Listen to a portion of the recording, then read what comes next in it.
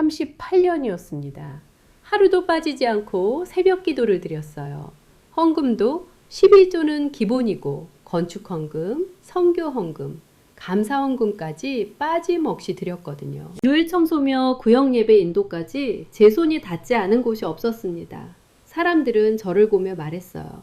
저 박 권사님은 천국 자리 이미 예약하셨다고요. 저도 그렇게 믿었습니다. 이 정도면 충분하다고. 하나님께서 분명 기뻐하실 거라고 말이죠. 그런데 성도님들, 제 심장이 14분 동안 멈췄을 때요. 천국문 앞 경계선에서 제 38년 헌신이 전부 제가 되어 날아가는 걸 제 눈으로 봤습니다. 어떻게 이런 일이 있을 수 있을까요? 성도님들도 지금 이런 생각 드시지 않으신가요? 나는 열심히 다니고 있는데 기도도 하고 헌금도 드리는데 그런데 왜 응답이 없을까? 왜 하나님이 멀게만 느껴지는 걸까? 지금 마음속에 용서 못한 사람이 계신 건 아닌가요? 혹시 아들, 딸을 위한 기도가 하나님 자신을 위한 기도보다 훨씬 많은 건 아닌가요? 저는 그날 경계선에서 하나님이 침묵하신 진짜 이유를 보았습니다. 그리고 살아 돌아왔어요. 잠깐만요, 성도님들. 이 이야기를 끝까지 들으셔야 하는 이유가 있어요. 오늘 이 간증이 끝날 때쯤이면 왜 기도 응답이 막혀 있는지 아시게 될 거예요. 형식적인 종교 생활이 아닌 진짜 하나님과의 관계가 무엇인지, 그리고 아직 살아있는 지금 이 순간이 얼마나 귀한 기회인지를 알게 되실 겁니다. 지금 구독 버튼 눌러주시고요. 좋아요로 아멘 한번 남겨주세요. 이 이야기 오랫동안 기도 응답이 없어서 힘드신 분들께 꼭 공유해 주세요. 댓글에 기도 제목 남겨주시면 한 분 한 분 이름 불러가며 기도드리겠습니다. 그럼 이제 이야기를 시작할게요. 저는 올해 63세 경상북도 구미시에서 살고 있는 박정순 권사입니다. 38년 전 이 교회에 처음 나온 날부터 지난해 봄까지 저는 한 번도 제 신앙을 의심해 본 적이 없었어요. 그런데 그날 이른 봄 아침이 모든 것을 바꿔놓았습니다. 경계선에서 제가 본 것을 지금부터 말씀드리겠어요. 심장이 14분 멈추는 동안 제가 본 충격적인 진실, 그리고 그 진실이 제 삶을 어떻게 완전히 바꿔놓았는지 말씀드리겠습니다. 이 간증이 끝나고 나서 성도님들의 삶도 달라지실 거라고 믿어요. 38년 전이었습니다. 제 나이 25세 되던 해 봄이었어요. 경상남도 마산에서 나고 자란 제가 결혼해서 경상북도 구미시로 이사를 왔거든요. 지금이야 구미가 많이 발전했지만 그때는 참 낯선 도시였습니다. 남편은 작은 금속 부품을 만드는 공장에서 일했어요. 아침 일찍 나가서 밤늦게 들어오는 날이 많았죠. 저는 살림을 맡았습니다. 처음엔 아는 사람이 한 명도 없었어요. 마산에 두고 온 친정 어머니가 보고 싶을 때는 남몰래 이불 속에서 울었거든요. 낯선 도시, 낯선 아파트, 낯선 이웃들 속에서 제가 할 수 있는 건 살림을 잘하는 것뿐이었습니다. 그런데 여기서 놀라운 일이 일어났어요. 이사 온 그해 여름이었습니다. 같은 아파트 위층에 사시던 분이 먼저 말을 건네셨어요. 교회에 같이 가지 않겠냐고요. 별로 내키지 않았어요. 친정에서도 교회를 다닌 적이 없었거든요. 하지만 낯선 도시에서 아는 사람이 생겼다는 게 기뻤습니다. 그냥 따라갔어요. 처음 들어선 교회 문이 낡고 오래됐었습니다. 작은 예배당이었는데 나무 냄새와 오래된 찬송가 책 냄새가 뒤섞였어요. 지금도 그 냄새가 생생하게 납니다. 예배당 안에는 30-40명 정도가 앉아 계셨는데 다들 어찌나 조용한지요. 그날 목사님이 시편 5편 3절 말씀을 전하셨습니다. 여호와여, 아침에 주께서 나의 소리를 들으시리니 아침에 내가 주께 기도하고 바라리이다. 성도님들, 그 말씀이 제 심장 속 깊은 곳을 건드렸어요. 어떻게 표현해야 할까요? 그냥 눈물이 났습니다. 멈추지 않는 눈물이었어요. 마산에서 고생만 하시다가 일찍 돌아가신 친정 아버지가 떠올랐어요. 평생 가난과 싸우다 가신 분이셨거든요. 그분을 위해 기도하고 싶었습니다. 그 아버지가 지금 어디 계신지 누가 알 수 있을까? 그런 생각이 들면서요. 그날부터 교회를 다니기 시작했습니다. 처음엔 주 3회 예배만 나갔어요. 그런데 한 달이 지나고 두 달이 지나면서 자꾸 더 오고 싶어졌거든요. 새벽 기도를 시작한 건 그해 가을이었습니다. 새벽 4시에 알람이 울리면 이불 속에서 몸이 뻣뻣했어요. 겨울엔 특히 힘들었습니다. 발이 시렸거든요. 찬 공기가 코를 시리게 찔렀어요. 아파트 복도에서 걸어 나오면 입김이 모락모락 났습니다. 하지만 교회에 들어서는 순간은 달랐어요. 텅 빈 예배당에서 혼자 무릎을 꿇을 때요. 성도님들, 그 고요함이 얼마나 좋았는지 몰라요. 세상 소리가 다 사라지는 것 같았습니다. 아, 진짜 그게 좋았거든요. 차가운 마룻바닥이 무릎에 닿을 때 그 촉감이 지금도 생각납니다. 그 촉감이 좋았어요. 내가 하나님 앞에 무릎 꿇고 있다는 느낌이었거든요. 겨울 새벽 공기 속에서 홀로 드리는 기도가 그렇게 달콤할 수가 없었습니다. 그렇게 하루하루가 지나면서 새벽 기도가 제 삶의 중심이 됐어요. 그런데 있잖아요, 성도님들. 기도 내용이 조금씩 달라지고 있었습니다. 처음엔 그냥 감사하고 아래는 기도였어요. 그런데 시간이 지나면서 요청 사항이 늘어나기 시작했거든요. 아들 재현이가 태어난 건 28세 때였습니다. 그때부터 기도 제목이 바뀌기 시작했어요. 하나님, 재현이를 건강하게 해주세요. 하나님, 재현이 좋은 친구들 만나게 해주세요. 기도의 중심이 조금씩 하나님이 아니라 재현이로 옮겨가고 있었습니다. 그때는 그걸 몰랐거든요. 남편이 조그만 식당을 시작하겠다고 했을 때도 기도했어요. 하나님, 이 식당 번창하게 해주세요. 빚 없이 잘 되게 해주세요. 남편 식당이 생각보다 잘 됐어요. 기도 응답이라고 믿었습니다. 그래서 기도를 더 열심히 하게 됐거든요. 말라기 3장 10절 말씀이 제 좌우명이었습니다. 만군의 여호와가 이르노라. 너희의 온전한 11조를 창고에 들여 나의 집에 양식이 있게 하고 그것으로 나를 시험하여 내가 하늘문을 열고 너희에게 복을 쌓을 곳이 없도록 붙지 아니하나 보라. 성도님들, 그 말씀을 보면서 저는 이렇게 생각했어요. 그게 잘못이었는데요. 이 정도 헌금을 드리면 하나님이 반드시 복을 주신다고요. 아들 공부가 잘 되게 해주시고 남편 식당이 번창하게 해주시고 가정이 건강하게 해주실 거라고요. 11조는 기본이었습니다. 감사헌금, 선교헌금, 건축헌금까지 빠짐없이 드렸어요. 헌금을 드릴 때마다 은근히 다른 성도님들이 얼마나 드시는지 힐끗 쳐다봤습니다. 제가 제일 많이 드린다는 걸 확인하고 싶었거든요. 그때는 그게 왜 잘못인지 몰랐습니다. 세월이 흐르면서 25세의 교회를 처음 나간 제가 35세에 권사 임직을 받았어요. 목사님이 말씀하셨습니다. 박 권사님, 새벽기도 출석이 제일 좋으세요. 우리 교회의 기둥이세요. 그 말에 가슴이 뿌듯했습니다. 너무 좋았어요. 권사가 되고 나서는 봉사도 더 늘었습니다. 교회 화장실 청소, 주방 설거지, 예배 때 헌금 수거, 구역장까지 맡았거든요. 주일이면 온종일 교회에 있었어요. 한 주도 빠진 적이 없었습니다. 남들은 어떻게 그렇게 하냐고 물었어요. 저는 그냥 하나님을 위해 당연히 해야 한다고 생각했습니다. 그런데요, 솔직히 말씀드려야겠어요. 설거지를 하면서 다른 권사님들에게 투덜댔거든요. 나는 이렇게 수고하는데 다른 사람들은 편하게만 있다고요. 목사님은 나만 믿고 이것저것 다 시킨다고요. 그런 불평이 쌓이고 있었습니다. 봉사를 하면서도 감사보다는 억울함이 더 컸던 거예요. 구역 식구들 신방을 갈 때도 마찬가지였습니다. 그분들의 영혼을 위해서라기보다는 구역장인 제 책임을 다하고 있다는 걸 보여주고 싶어서였던 거예요. 새신자 정착률이 높다고 목사님이 칭찬해 주시면 그게 그렇게 좋았습니다. 칭찬받는 게 좋아서 한 거였어요. 하지만 그때는 그걸 깨닫지 못했습니다. 그냥 당연히 하나님을 위한 거라고 믿었거든요. 38년을 그렇게 살았습니다. 그러다 진짜 문제는 그 다음이었습니다.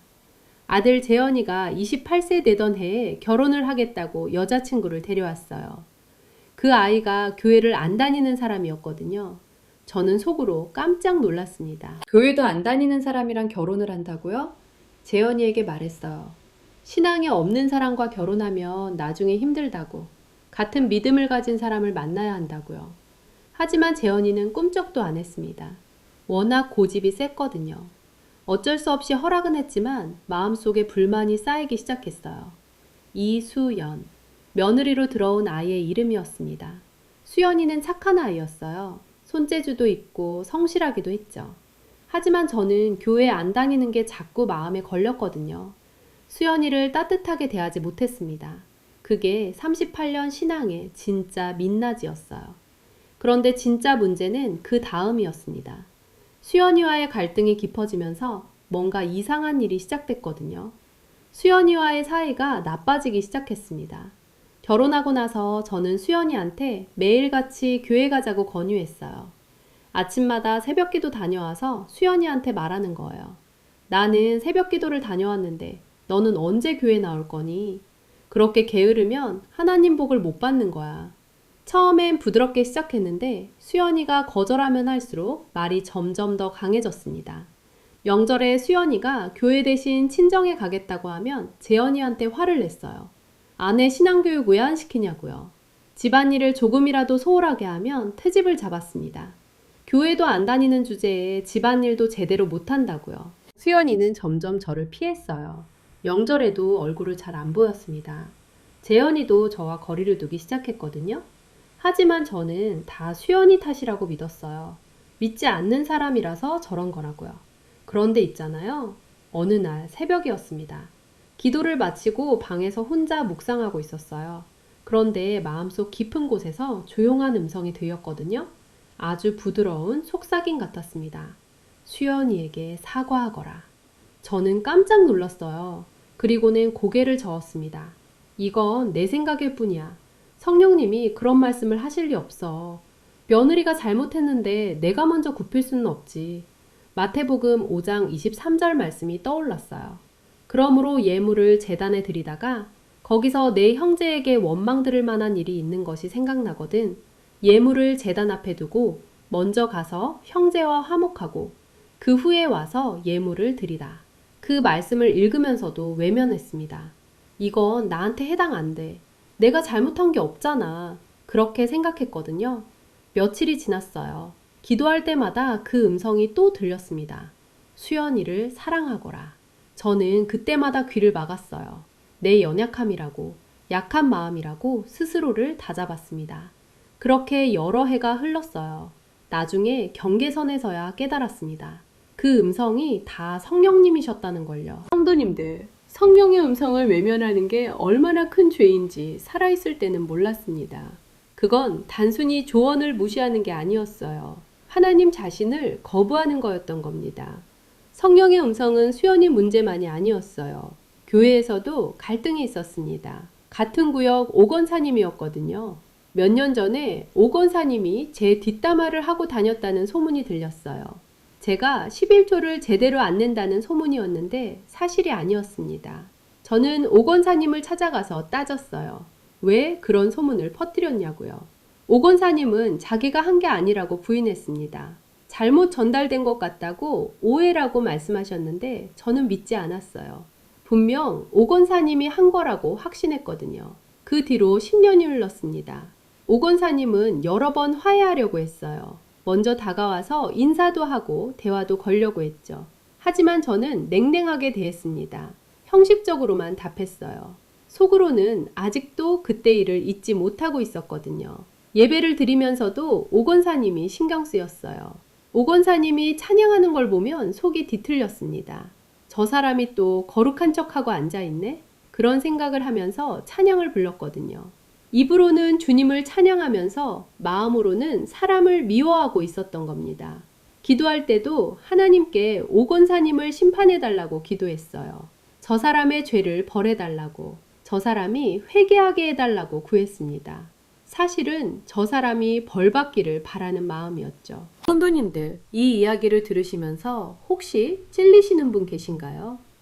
10년 동안 미워하는 마음이 제 심장 안에 또아리를 틀고 있었습니다. 그걸 경계선에서 봤을 때 얼마나 무서웠는지 몰라요. 그 미움이 독사처럼 제 심장을 감싸고 있었고 제 기도와 섞여서 하나님께 앞치로 올라가고 있었던 겁니다. 하지만 그때는 전혀 몰랐어요. 시편 13편 1절 말씀이 지금은 생각납니다. 여호와여, 어느 때까지니이까 나를 영원히 잊으시리이까? 주의 얼굴을 나에게서 언제까지 숨기시리이까? 그때 제가 했던 기도가 이 탄식과 비슷했어요. 왜 응답이 없냐고요. 그런데 이유가 있었던 겁니다. 제가 먼저 용서하지 않았거든요. 세월이 더 흐르면서 남편의 건강이 나빠지기 시작했어요. 50대 초반인데 갑자기 혈압이 높다고 했습니다. 약을 먹기 시작했어요.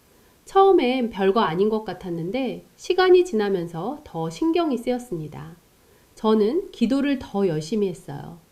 남편 건강을 위해 새벽마다 더 많이 기도했습니다. 그런데 이상하게도 기도하면 할수록 더 불안했거든요. 응답이 오지 않는 것 같았어요. 이상하게 텅 빈 느낌이었습니다. 38년을 기도했는데 왜 이렇게 공허한 걸까요? 그 의문이 마음 한켠에 자리 잡기 시작했어요. 하지만 금방 털어냈습니다. 내가 잘못된 게 아니야. 그냥 더 열심히 하면 되지. 그렇게 생각했거든요. 그 공허함의 원인을 알게 된 건 심장이 멈추고 나서였습니다. 바로 그날 밤 모든 것이 드러났습니다. 제 38년 신앙의 진짜 얼굴이요. 지난해 3월 초였습니다. 겨울이 완전히 가지 않은 이른 봄 아침이었어요. 새벽 기도를 마치고 집으로 돌아오는 길에 바람이 꽤 차가웠거든요. 아직 입김이 나왔습니다. 아파트 복도에서 발이 시렸어요. 현관문을 열고 들어오니 거실에 남편이 신문을 펼쳐보고 있었습니다. 다녀왔어요. 저는 짧게 말하고 주방으로 갔어요. 어젯밤 설거지를 미처 못했거든요. 그릇들이 싱크대에 쌓여 있었습니다. 수돗물을 틀었어요. 차가운 물이 먼저 나왔다가 금방 따뜻해졌습니다. 수돗물이 그릇에 부딪히며 흘러내리는 소리가 들렸어요. 평범한 아침이었습니다. 그날 오후에 교회 구역 예배가 있었어요. 순서를 다 준비해뒀는데 잘 진행될 것 같았거든요. 마음이 평온했습니다. 그런데 성도님들, 갑자기 그랬습니다.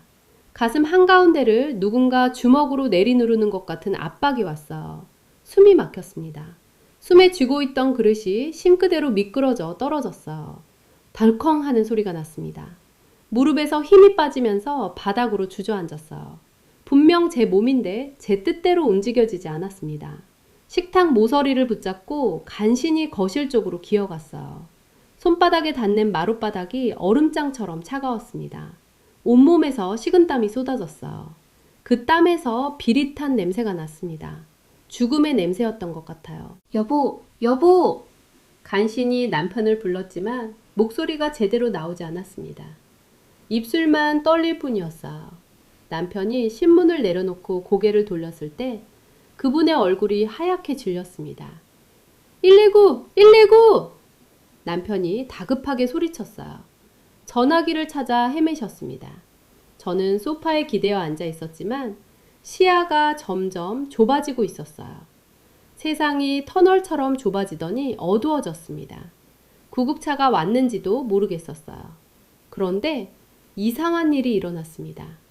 다음 순간 제가 있던 곳은 응급실이었어요. 아니, 정확히는 응급실 천장 근처였습니다. 저는 위에서 아래를 내려다보고 있었어요. 성도님들, 믿으시겠어요? 침대 위에 창백한 얼굴로 누워있는 사람이 보였습니다. 그게 저였어요. 의료진들이 제 가슴을 눌러대고 있었고 기계에서는 날카로운 경고음이 계속 울렸습니다. 남편이 벽에 기대서 두 손으로 얼굴을 가리고 흐느끼고 계셨어요. 어깨가 들썩였습니다. 평생 그렇게 우시는 모습을 본 적이 없었습니다. 의사 선생님이 시계를 보며 입을 여셨어요.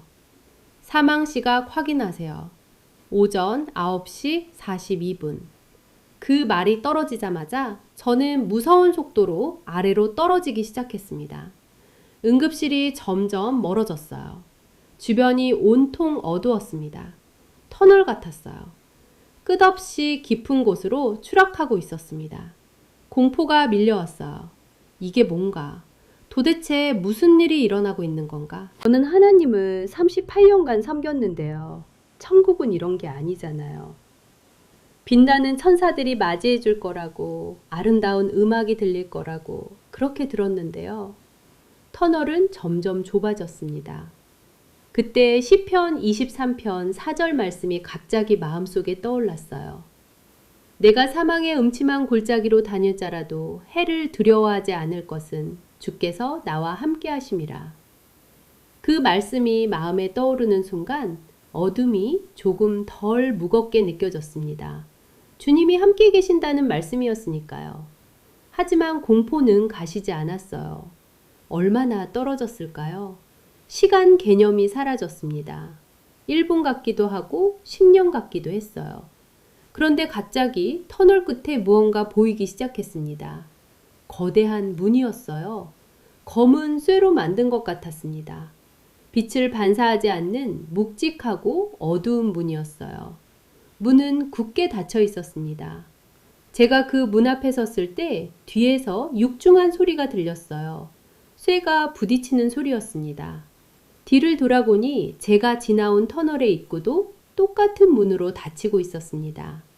문이 완전히 닫히는 순간 모든 소리가 사라졌어요. 완전한 정적이었습니다. 응급실의 경고음도, 남편의 울음소리도, 의료진의 발소리도 전부 사라졌어요. 그 정적이 얼마나 무서운지 모릅니다. 살아계신 분들은 상상도 못하실 거예요. 완전한 무음이었습니다. 그 정적 속에서 저는 제가 얼마나 철저히 혼자인지 깨달았어요. 코끝으로 차가운 기운이 느껴졌습니다. 냉기였어요. 겨울바람보다 더 차가운 뼈를 파고드는 냉기였습니다. 그 냉기는 단순히 춥다는 느낌이 아니었어요. 절망이었습니다. 외로움이었고 버림받음이었으며 끝이었어요. 영원히 이곳에 갇혀있을 것 같은 공포가 밀려왔습니다. 저는 앞에 문을 바라봤어요. 문에는 아무 장식도 없었습니다. 손잡이도 없었어요. 저는 그 문을 밀어보려 했어요. 손을 뻗었지만 손이 문을 통과해버렸습니다. 육체가 없으니 만질 수도 없었던 거죠. 그제야 깨달았습니다. 저는 죽었구나. 정말 죽었구나. 평생 천국을 기다렸습니다.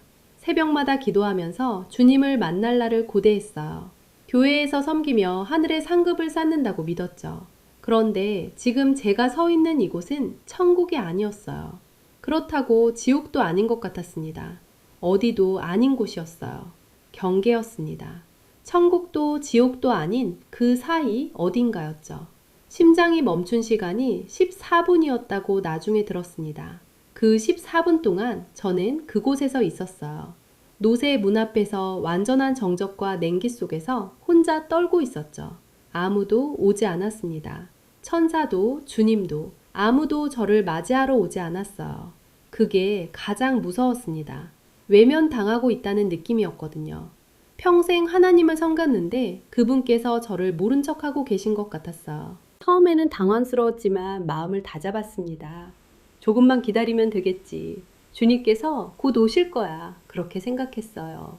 저는 평생 교회를 섬겼잖아요.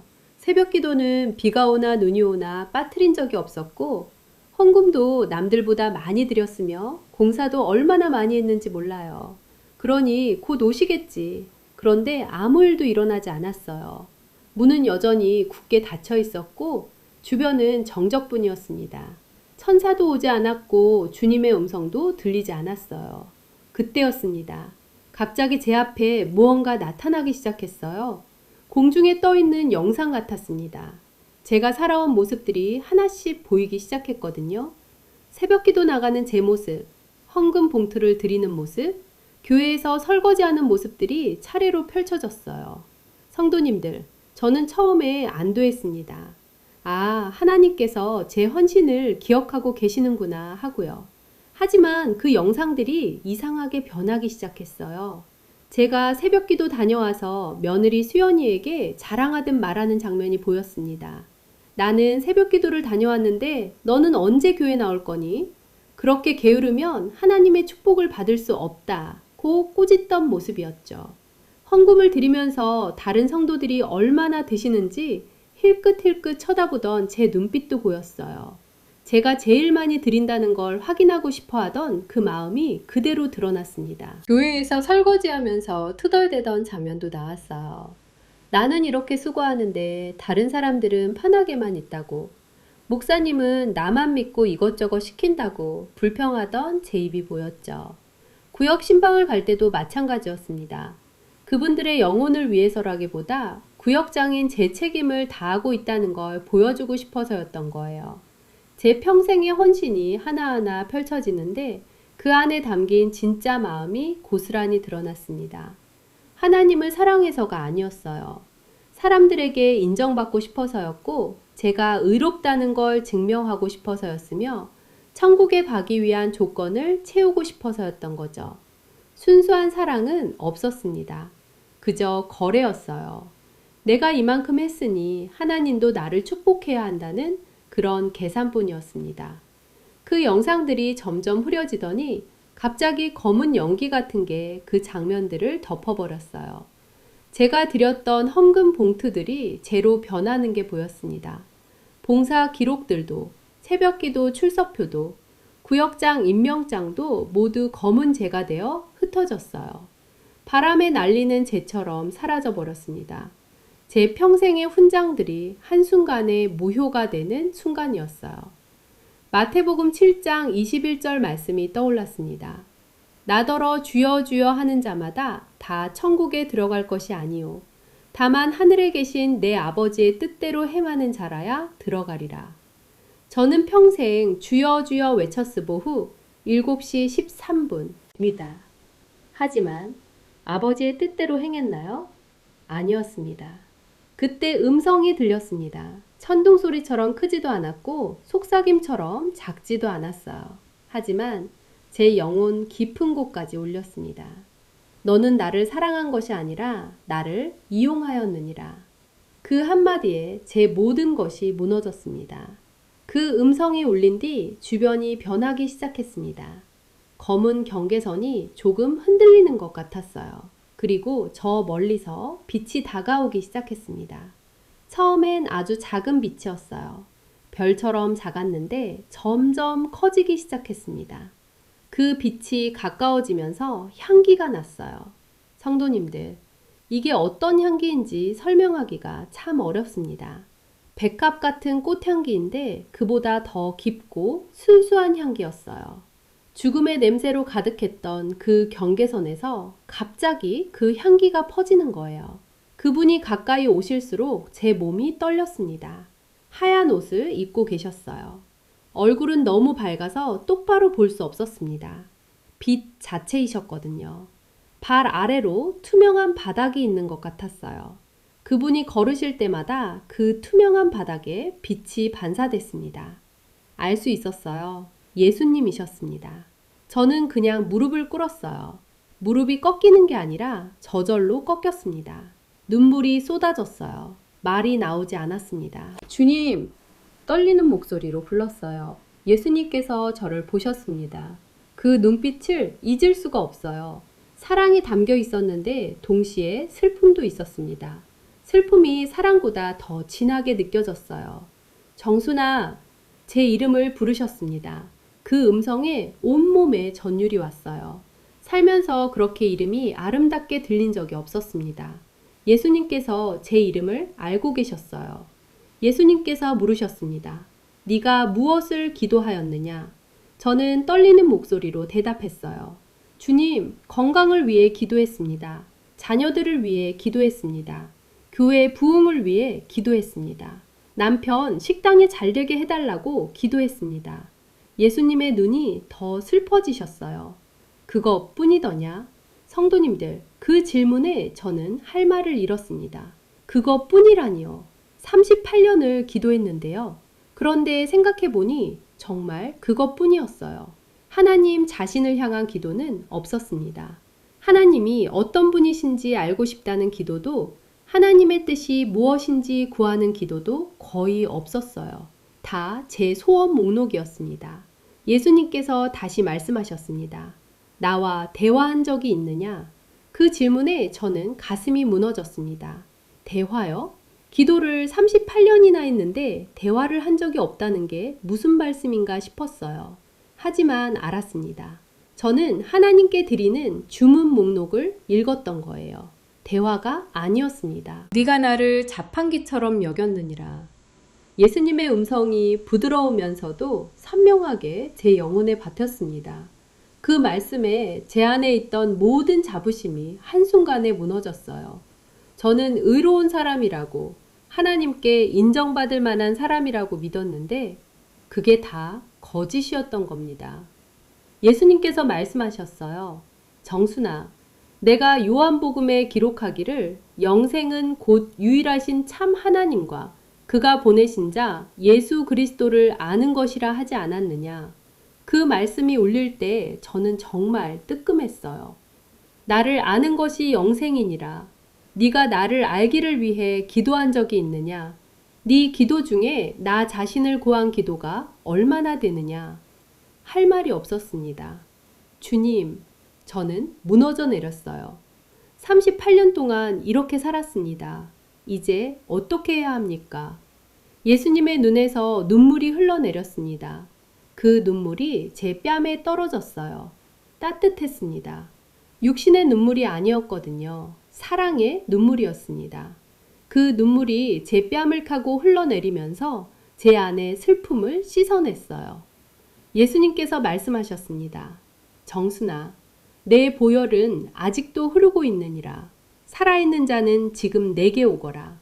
성도님들, 그 말씀이 얼마나 귀하게 들렸는지 몰라요.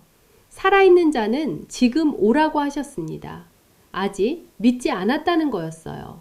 아직 기회가 있다는 거였습니다. 예수님께서 손을 내미셨어요. 그 손에 상처가 보였습니다. 못자국이었어요. 십자가에 못 박혔던 그 상처가 선명하게 남아 있었습니다. 그 손으로 제 옷을 만지셨어요. 제 옷은 더러웠습니다. 온통 검은색이었죠. 죄로 얼룩진 옷이었어요. 주님께서 그 옷을 닦으셨습니다. 못자국 난 손으로 정성스럽게 닦으셨어요. 주님의 손이 닿는 곳마다 옷이 하얗게 변했습니다. 검은 얼룩이 사라졌어요. 이사야서 말씀이 떠올랐습니다. 너희 죄가 주홍 같을지라도 눈과 같이 희어질 것이요. 정말 그렇게 되고 있었어요. 성도님들, 그 은혜가 얼마나 컸는지 몰라요. 예수님께서 말씀을 이어가셨습니다. 정순아, 네가 자녀를 사랑한 것이 아니라 자녀를 통해 네 욕심을 채우려 하였느니라. 그 말씀에 가슴이 무너졌습니다. 자녀를 사랑한 게 아니라고요? 저는 38년 동안 재현이를 위해 새벽마다 기도했는데요. 하지만 예수님께서 말씀하셨습니다. 재현이가 대학에 좋은 곳에 가기를 바란 것은 재현이를 위해서가 아니었느니라. 네가 자랑하고 싶어서였느니라. 재현이가 좋은 직장을 다니기를 바란 것도 재현이의 행복 때문이 아니었느니라. 네 체면을 위해서였느니라. 성도님들, 그 말씀 하나하나가 화살처럼 박혔어요. 그런데 맞는 말이었습니다. 재현이가 어느 대학에 붙었을 때 친구들한테 자랑했거든요. 재현이가 취직됐을 때도 그랬어요.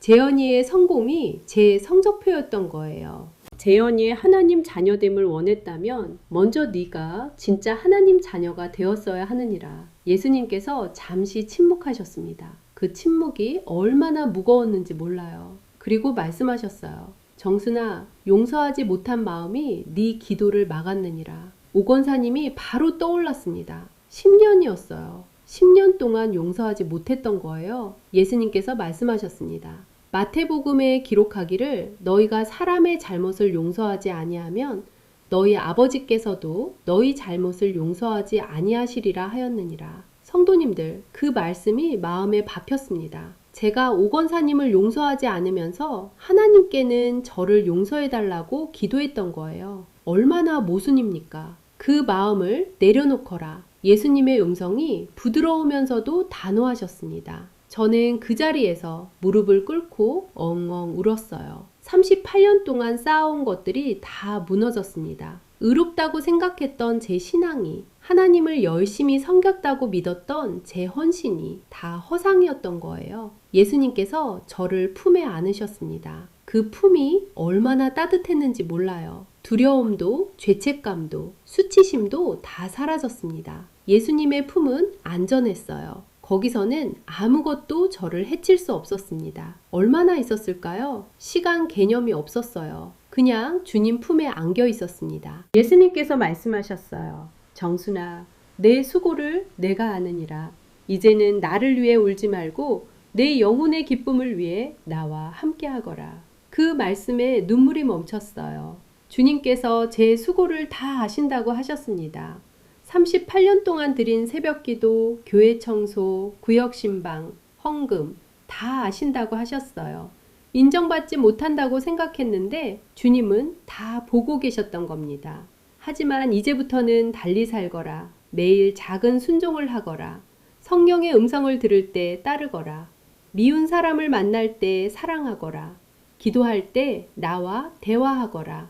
그 작은 순종들이 쌓이느니라. 예수님께서 제 손을 잡아주셨습니다. 그 손은 따뜻했어요.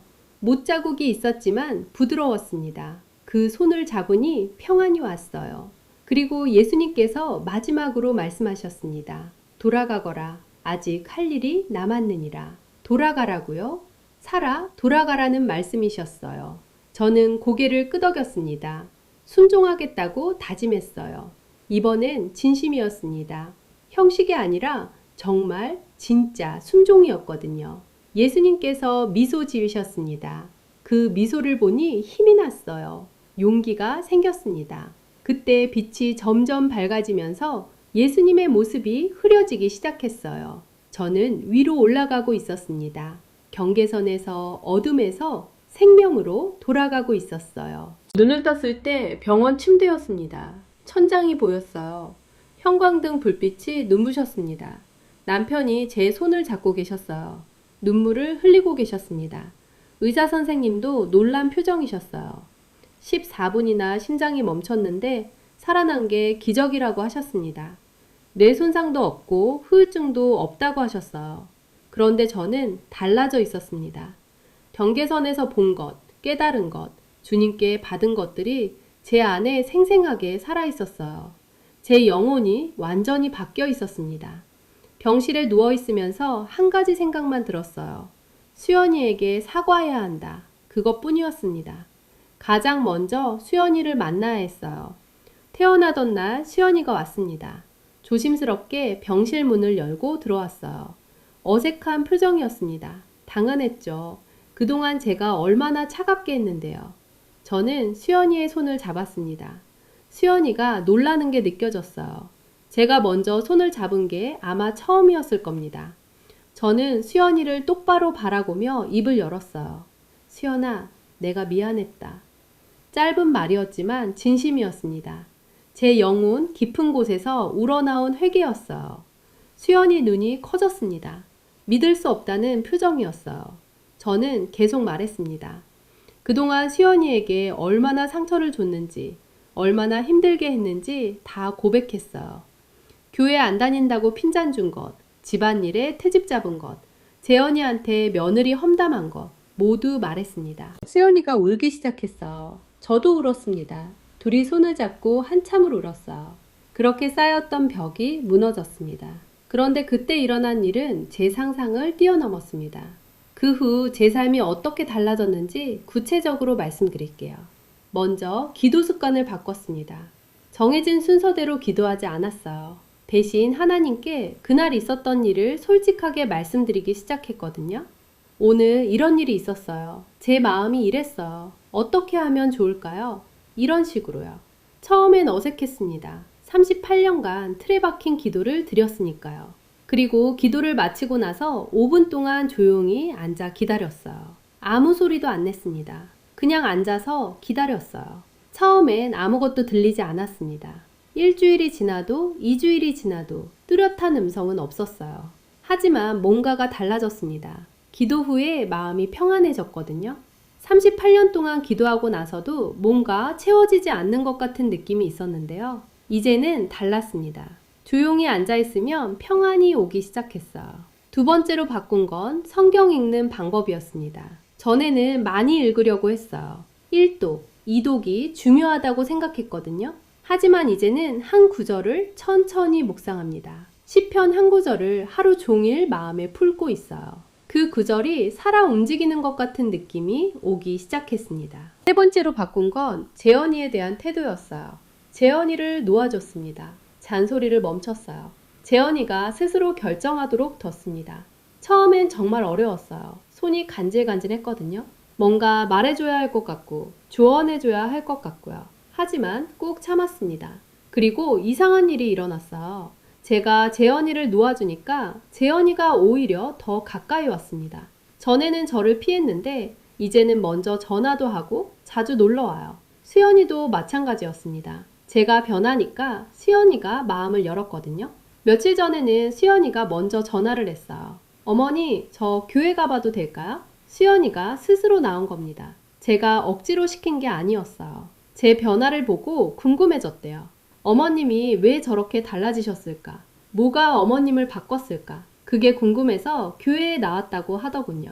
제가 꽉 잡고 있을 때는 막혀 있었어요. 하나님께서 일하실 공간이 없었거든요. 하지만 제가 손을 놓으니까 하나님께서 일하시기 시작한 겁니다. 오 권사님과도 화해했습니다. 교회에서 만나자마자 다가가서 용서를 구했어요. 10년 동안 미워했던 것, 냉랭하게 대했던 것 다 사과했습니다. 오 권사님도 우시면서 저를 안아주셨어요. 그동안 자기도 미안했다고, 잘못 전달된 소문 때문에 저한테 상처 준 것 같아서 괴로웠다고 하셨습니다. 용서하고 나니 기도가 뚫렸어요. 전에는 기도해도 천장을 치는 것 같았는데 이제는 달랐습니다. 기도가 하나님께 상달되는 게 느껴졌어요. 응답도 오기 시작했습니다. 작은 것부터 왔거든요. 성도님들도 그런 경험 하고 싶으시죠? 성도님들, 이 변화가 저 혼자만이 아니었어요. 같은 교회 최 장로님, 사모님이 계셨는데요. 25년 동안 남편이 교회를 안 다니셔서 매일 기도하셨대요. 그런데 아무리 기도해도 남편이 꼼짝도 안 했거든요. 제 간증을 들으시고 기도 방법을 바꾸셨어요. 남편을 설득하려는 기도를 멈추고 하나님과의 대화 기도로 바꾸셨대요. 그리고 남편을 하나님께 내어드렸습니다. 잔소리를 멈추셨어요. 석 달이 지났을 때 남편이 스스로 교회에 가보고 싶다고 했대요. 사모님이 그때 우셨다고 하셨어요. 25년 만의 일이었거든요. 청년부에서 취업 준비를 하는 형제도 있었습니다. 이 형제가 저한테 와서 말하더라고요. 기도를 아무리 해도 취업이 안 된다고요. 어느 회사에 넣어도 다 떨어진다고요. 제가 경계선 이야기를 해줬습니다. 기도 내용을 바꿔보라고.